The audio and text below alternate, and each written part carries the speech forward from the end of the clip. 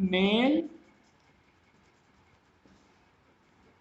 Reproductive वक्त के क्रूर छल का भरोसा नहीं, क्रूर छल का भरोसा नहीं, दे रहे हैं वो अगले जन्म की खबर, जिनको अगले ही पल का भरोसा नहीं, जिनको अगले ही पल का भरोसा नहीं। चलिए, तो जैसे देखिए ये हाइपोथैलेमस है, हाइपोथैलेमस से GnRH हार्मोन रिलीज हुआ, मतलब गोनाडोट्रोपिक, इसको हम बोलेंगे GnRH, अभी लिख दूंगा, है ना, gonadotropic releasing hormone, gonadotropic releasing hormones, है ना, गोनाडोट्रोपिक रिलीजिंग हार्मोन हुआ जो कि पिट्यूटरी ग्लैंड में सिक्रीट होता है, पिट्यूटरी ग्लैंड में सिक्रीट होता है, और पिट्यूटरी ग्लैंड के एंटीरियर लोब से, पिट्यूटरी ग्लैंड के एंटीरियर लोब से LH व ICSH, LH व मतलब ल्यूटिनाइजिंग हार्मोन या कि इंटरस्टिशियल स्टिमुलेटिंग हार्मोन, या कि इंटरस्टिशियल स्टिमुलेटिंग हार्मोन सिक्रीट होता है, जो कि कहाँ जाता है, लीडिंग सेल में, जो कि कहाँ जाता है, लीडिंग सेल में। जैसा कि अभी आप लोगों को बताए थे कि जैसे LH और FSH हार्मोन लीडिंग सेल में सिक्रीट होता है, तो लीडिंग सेल से एक और हार्मोन निकलता है जिसको हम बोलेंगे टेस्टोस्टेरोन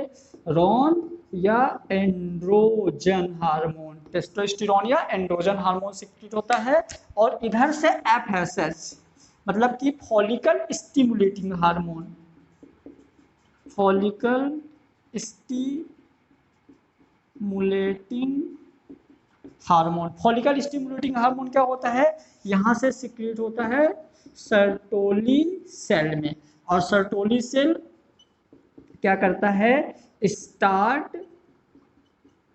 स्पर्मेटोजेनेसिस, यहाँ से स्पर्मेटोजेनेसिस स्टार्ट होता है, मतलब कि ABP एंड्रोजन बाइंडिंग प्रोटीन, मतलब कि ABP सर्टोली सेल से start spermatogenesis, ABP androgen binding protein, androgen binding जो प्रोटीन होता है वो स्पर्मेटोजेनेसिस को स्टार्ट कर देता है। एक टाइम के बाद यदि एक्सेस ऑफ स्पर्मेटोजेनेसिस,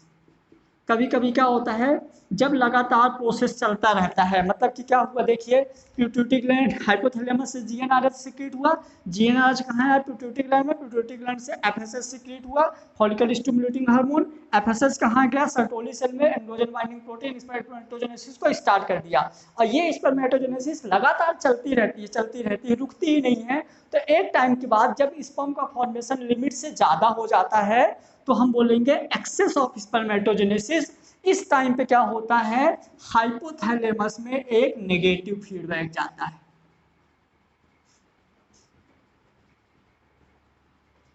हाइपोथैलेमस में एक नेगेटिव फीडबैक जाता है, जिस वजह से हाइपोथैलेमस में नेगेटिव फीडबैक कभी कभी पिट्यूटरी ग्लैंड में डायरेक्ट आ जाता है। तो हाइपोथैलेमस या पिट्यूटरी ग्लैंड में जब नेगेटिव फीडबैक जाता है तो हाइपोथैलेमस क्या होता है, जब उसको पता चलता है कि यार एक्सेस ऑफ स्पर्मेटोजेनेसिस मतलब कि स्पर्म का फॉर्मेशन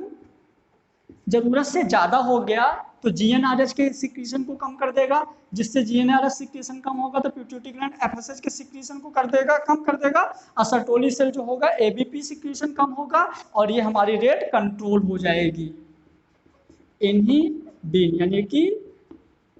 कंट्रोल हो जाएगी, जैसे ज्यादा हो गया था तो कम हो जाएगा फिर से, ठीक है। उसके बाद यदि हम इधर देखें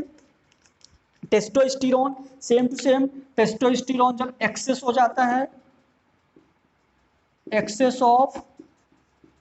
टेस्टोस्टेरोन, तो यहां भी सेम पिट्यूटरी ग्लैंड्स या हाइपोथैलेमस में नेगेटिव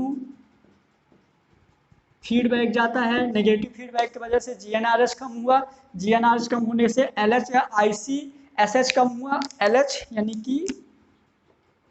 ल्यूटिनाइजिंग हार्मोन, आईसीएसएच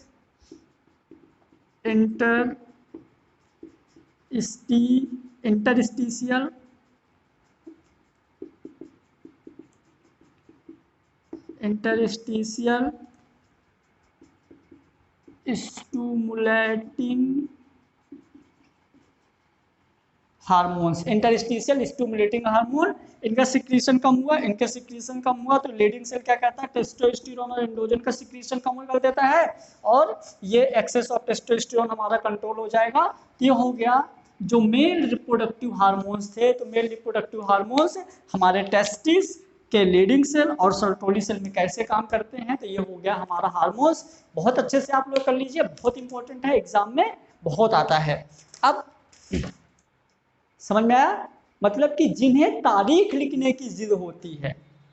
जिन्हें तारीख लिखने की जिद होती है वो वक्त के साये में नहीं चलते। जिन्हें तारीख लिखने की जिद होती है वो वक्त के साये में नहीं चलते, वो वक्त को अपने मुट्ठी में रखते हैं। ठीक है, थैंक यू सो मच।